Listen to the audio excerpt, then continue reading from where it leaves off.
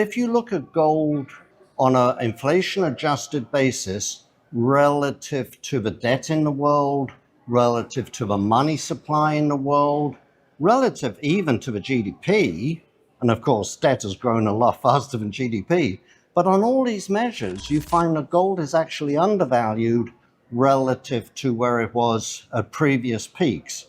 Now we're talking previous peaks, but my lesson from that is, or my argument from that is, this is not a top by any means. Just to give you an example, if you looked at gold backing just for the dollar, we're not talking about the growth in global money supply, but just the growth in the money supply of the dollar, for us to have 100% backing, you would be looking at a $21,000 gold price.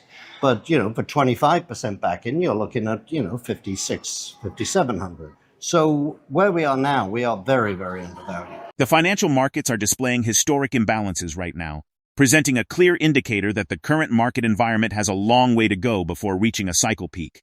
Navigating these lopsided trends requires a sharp contrarian approach to global asset valuation and resource distribution. Adrianday, an asset management expert, global investment strategist, and seasoned financial authority, argues that gold remains incredibly undervalued relative to historic peaks when adjusted for global debt, money supply, and expanding gross domestic product. He predicts that if the US dollar were to have 100% backing, you would be looking at a $2,100 gold price, while a modest 25% backing would push the gold price to $5,600 or $5,700. Consequently, this structural setup creates an exceptional entry window for contrarian investors mapping long-term macro trends. Now, we present the clips from Adrianday's interview. Before we continue to discuss this, please hit the like button, subscribe to the channel, and ring the bell icon. Thank you and enjoy the video. Well, I agree with you completely. A lot of opportunities. As you say, not only are the prices down, but the valuations of the equities are at very low levels, much, much closer to the all-time lows and even to the averages.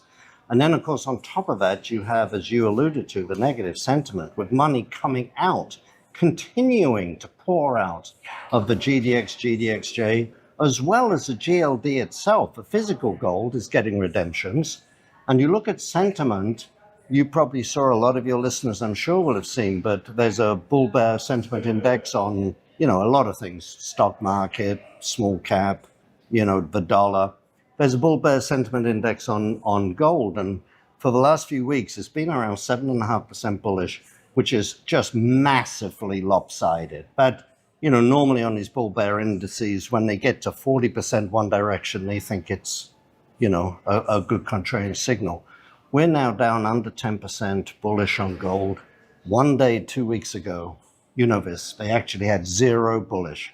That's incredible. Now, they didn't ask me. I wasn't in the sample. If they'd have asked me, they'd have had at least one bullish, but 0% bullish. Unbelievable. So what I'm saying is, you look at price, you look at value, you look at sentiment, all of those things are just unbelievably lopsided right now, which as a contrarian, it's difficult to imagine a better setup. You can't value gold the same way you value an asset, because you value a normal asset looking at the cash it generates. So you do discounted cash flow models. Obviously, you can't do that with gold because, as all the critics famously say, gold doesn't pay a dividend. So you have to look at gold relative to something. But if you look at gold on an inflation-adjusted basis, relative to the debt in the world, relative to the money supply in the world, relative even to the GDP, and of course debt has grown a lot faster than GDP, but on all these measures you find that gold is actually undervalued relative to where it was at previous peaks.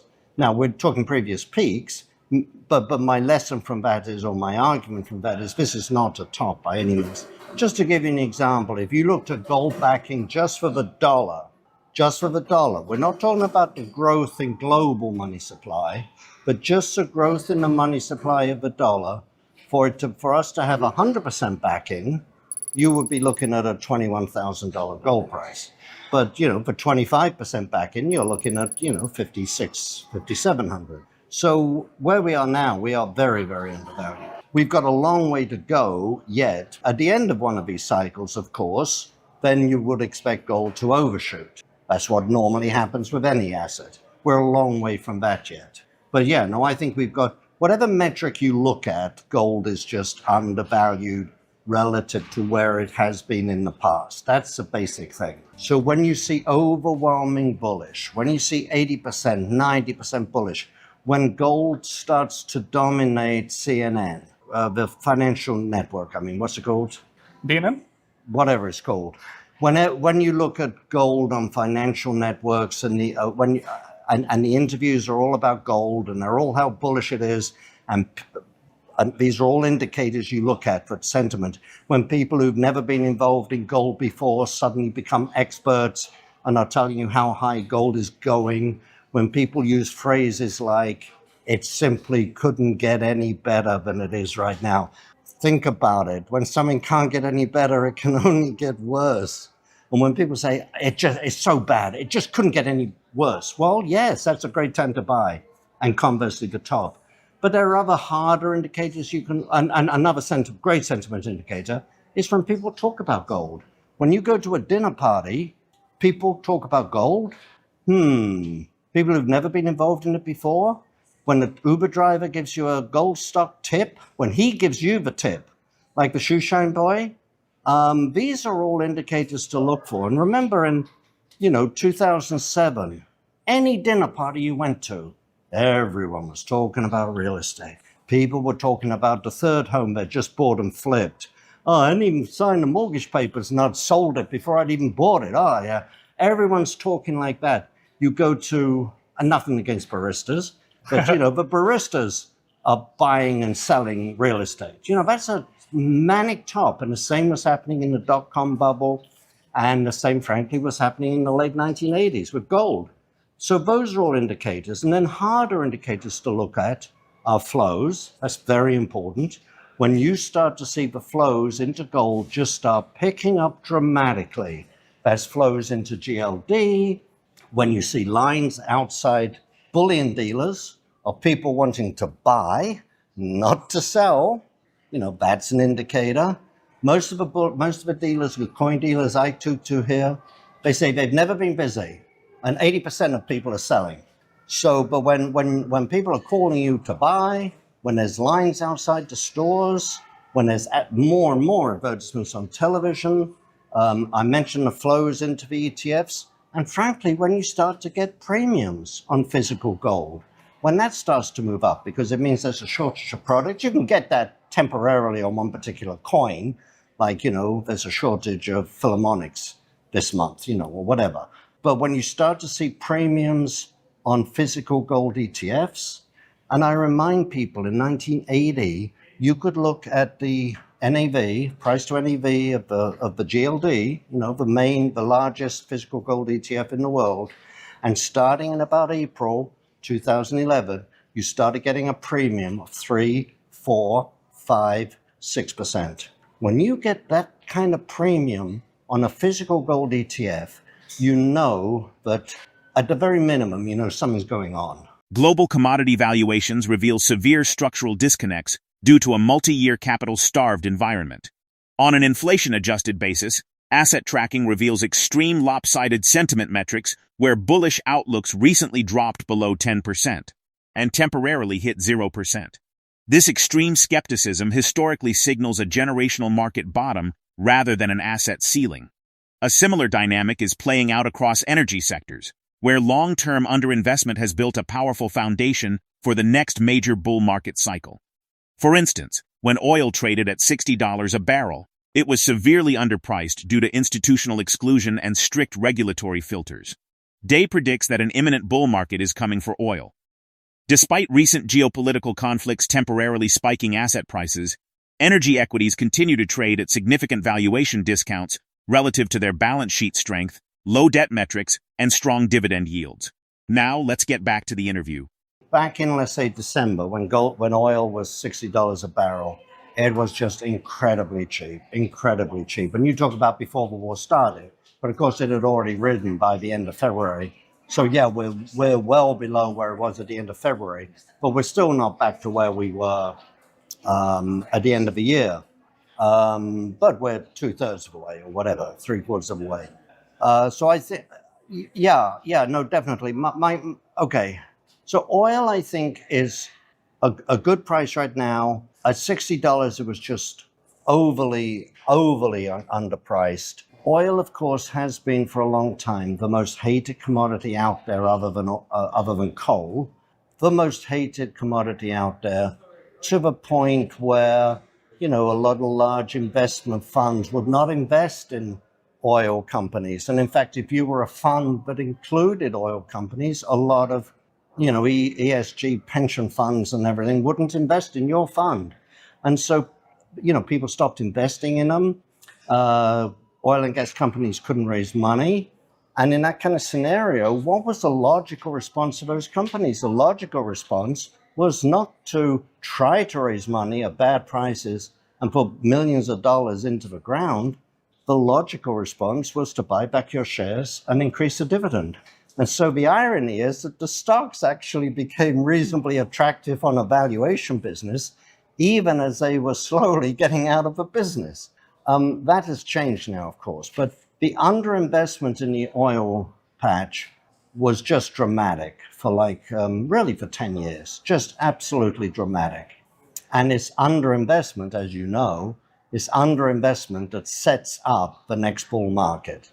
So I think the bull market is coming. Now, the oil stocks are interesting because, I was looking for buying oil stocks in September, October, November, December. They just were not reflecting $60 oil. Now, maybe there were a lot of smarter people than I who got in ahead of me, or maybe people were looking at the dividend yields and saying, boy, these stocks are cheap. 8 times earnings, no debt, 6% dividend yield. And they were buying them just because they were cheap. Anyway, the point is the stocks ran up, of course, with the war, with the conflict, and then they've come down. Two things I'll say that are really interesting. One is, this is difficult to believe, but this year, the oil stocks have dramatically underperformed the broad market.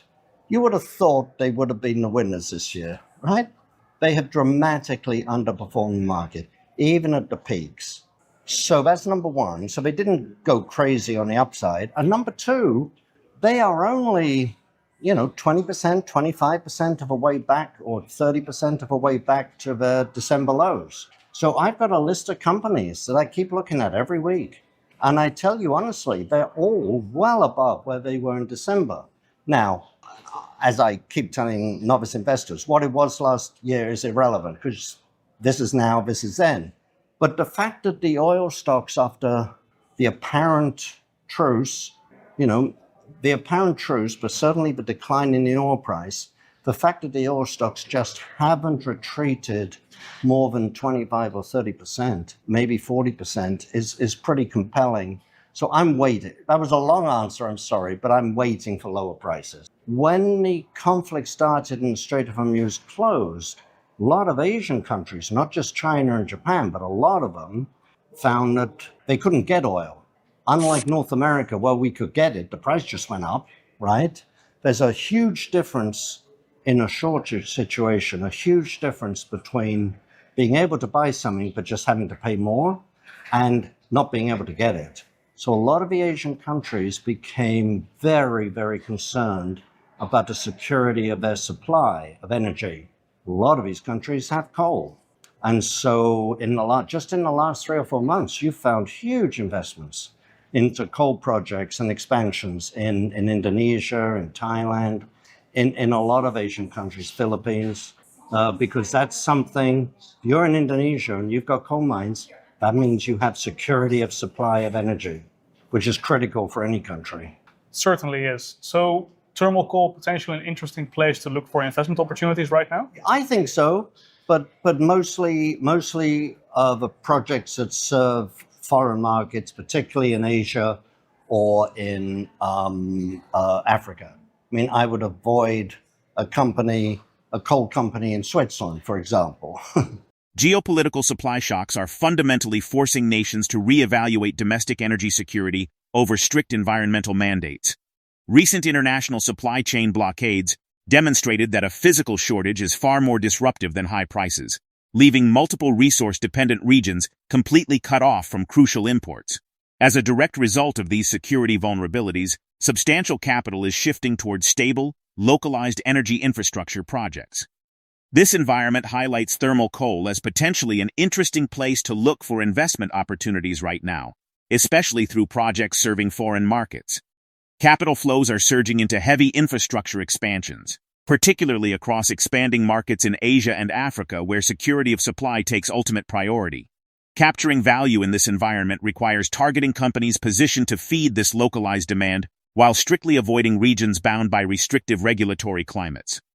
Share your thoughts about this interview in the comment section below. If you found this video helpful, please hit the like button, subscribe to the channel, and ring the bell icon. Thanks for watching.